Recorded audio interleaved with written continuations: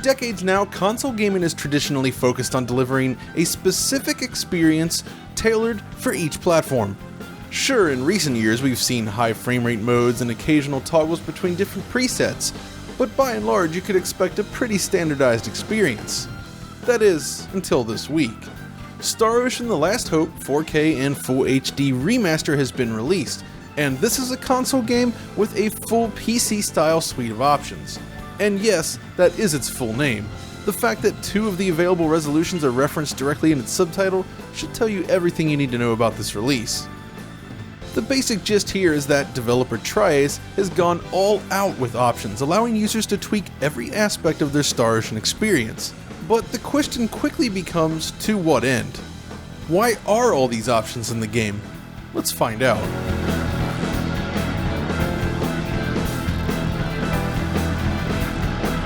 To start though, with this new release, Tri-Ace is promising a full remastering of its original Xbox 360 game. On PS4 Pro, this means resolutions up to a native 4K, while the base system targets 1080p instead. In all cases, the frame rate is now defined to run at a full 60 frames per second for all areas of the game. You see, previously the world exploration and cutscenes were capped at 30 frames per second on Xbox 360 and PlayStation 3, while battle sequences were instead updated at 60 FPS, though with plenty of slowdown. The jump to 60 FPS across the board then greatly improves the experience, which, when combined with the refined movement, results in a game that is simply more enjoyable to control. Beyond that, the resolution is now consistent with your choice. When you choose native 4K, that's what you're going to get for the entire experience. This is interesting because back on Xbox 360, the overworld cutscenes are displayed at a resolution of around 1248 by 702 with a visible black border around the image. In comparison, the 60 FPS battle scenes are instead lowered to roughly 900 by 510 resolution. Yes, just a notch above standard definition there. And the difference is of course significant.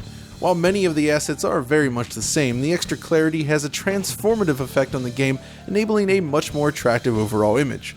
On Xbox 360, the reliance on overdone specular results in loads of visible shimmering and image noise, but this remaster comes much closer to delivering a pristine image. Okay, so what about those settings then? Well, when you pop open the options menu, you get this. And at first you might think you've accidentally loaded up a PC game, but no, this is available on both PS4 and the PS4 Pro. In a way it kinda makes sense. Tri-Ace was known for its insane options back on the PS2. Star Ocean 3, for instance, was packed with features, while Valkyrie Profile 2 even features a bizarre 1080i mode on top of the standard 480i and 480p. So in that sense, this remaster kind of feels like the logical next step.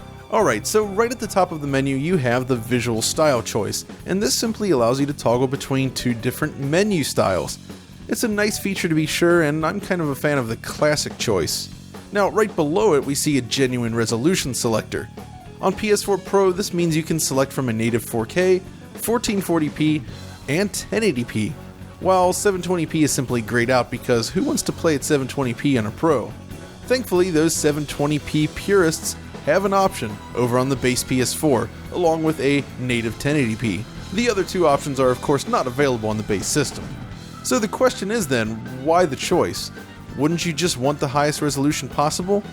Well, you might think that, but in this case there are valid reasons for aiming lower. On PS4 Pro at native 4K, the initial impressions are at least great and the game does run at 60 FPS without a problem. But once you start exploring the first area, it becomes immediately apparent that performance just isn't stable enough. Thanks to a double buffer VSync, performance can jump wildly between 16 or 33 milliseconds depending on load, resulting in the jerky mess you're looking at right now.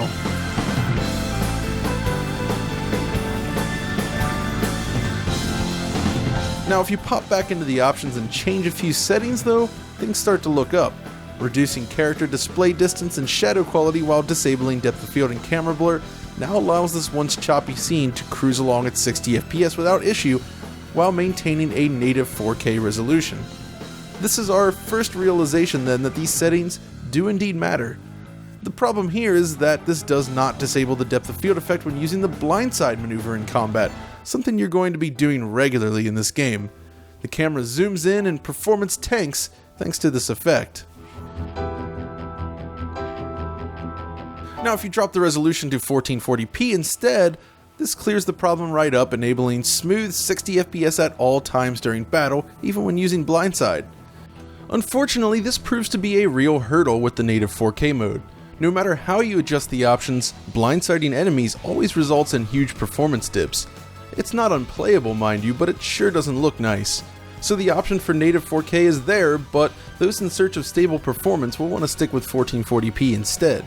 Now the reason blindsiding is so demanding is the depth of field effect used during the animation. And this is an optional thing you can enable while exploring the map. It's a cool effect that dynamically focuses based on your camera position and player proximity to scenery, but at native 4K, the frame rate dips horribly, leading to sluggish play even in relatively light sequences. This seems to be caused by an increase to the resolution of the depth of field itself. It scales up based on resolution, and depth of field at 4K is not a cheap effect. If only the global option applied to the depth of field used when blindsiding, it would clear up the issue at native 4K. So at this point, it should be clear that the developers have basically left all this up to players. Running with maximum settings at the highest possible resolution is just too much for the system to handle. So is this the right choice then? That's a difficult question. There's a real novelty to seeing these settings on a console, but at the same time this can result in fiddling to the point of distraction. Conversely, plenty of console games are still being released with unstable performance, and access to these options could allow those who value frame rate stability to hit that objective. So there's definitely good and bad to these options. At this point then, if you're on a PS4 Pro, there's basically two options I'd suggest to maximize performance. If you want to stick with native 4K, you're going to have to put up with the sluggish blindsides and other dips in combat, but with these settings at least, you can reach a stable 60 frames per second in most other instances. If you prefer fancier effects, however, drop the resolution to 1440p and crank up all the settings except for depth of field.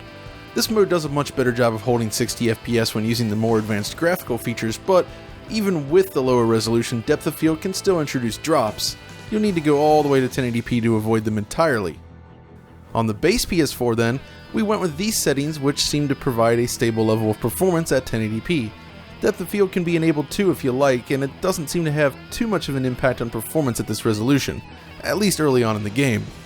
So now you might be wondering just how some of these effects impact image quality, so let's run through some of the more noticeable ones.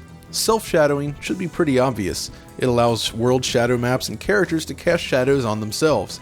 Notice how the tree and Edge's hair both cast shadows on his model on the left? Then there's camera blur. It's a subtle blur effect added to camera rotation, and it looks fine, but doesn't add that much to the experience, nor does it really cost much in terms of performance. This one is up to your preference. Character display distance then determines how far away you can see NPCs and monsters. From this distance, only the far setting allows you to see the soldiers waiting near the ship. Texture detail is an interesting one though, but in the end, we couldn't really see any visible difference between the two settings. There certainly has to be some difference, right? But it doesn't appear to impact most of the game, so it's worth leaving on high. Next, here's how the three resolution options stack up on PS4 Pro. A predictable improvement, sure, but it's fun to see all three side by side, I think. And how about the shadow buffer resolution? Again, here's all three settings, with each scaling up just as you'd expect. The higher quality settings look great, but can have an impact on performance in larger areas while using the 4K mode on a PS4 Pro. There's also multiple anti-aliasing types, but they're all FXAA variants and show minimal differences. Here's how the game stacks up with FXAA disabled, however. The performance cost of this setting though is, of course, rather minimal. And just for good measure, here's how the game looks with depth of field enabled and disabled. Keep in mind that it dynamically adjusts based on your distance from objects, so when you stand close to a wall, the effect is much stronger. All told, none of these settings hugely impact the overall visual quality of the game, but there are certainly minor improvements to be had. In comparison, the Xbox 360 falls on the lower spectrum of things with different anti-aliasing, a simplified depth of field blur, and overall reduced details. The overall presentation has certainly been refined here in this remaster version. Oh, and yes, the remaster also has a PC version available with the exact same set of options. At least on PC, it's presumably possible to reach native 4K without issue while enjoying higher quality settings, at least if you have the right hardware. Ultimately, this unassuming remaster is one of the more interesting console releases in quite some time. Seeing a full suite of graphical options on a console is just as amusing as I had hoped, but in the end it doesn't add that much to the package. If the team could hit 4K at a solid 60 FPS, none of this would have been necessary in the first place. The maxed out 4K mode just isn't that useful without a 30 FPS cap since it's too unstable, while the depth of field, which is forced during blindsides, makes this mode difficult to enjoy even if you turn the settings down. Still, these types of options could have benefits in select situations. The question is, would you like to see more games with settings like this in the future? Let us know in the comments. That's all for now though. If you enjoyed this video, be sure to like, subscribe, and follow us on Twitter, and until next time, this is John signing off.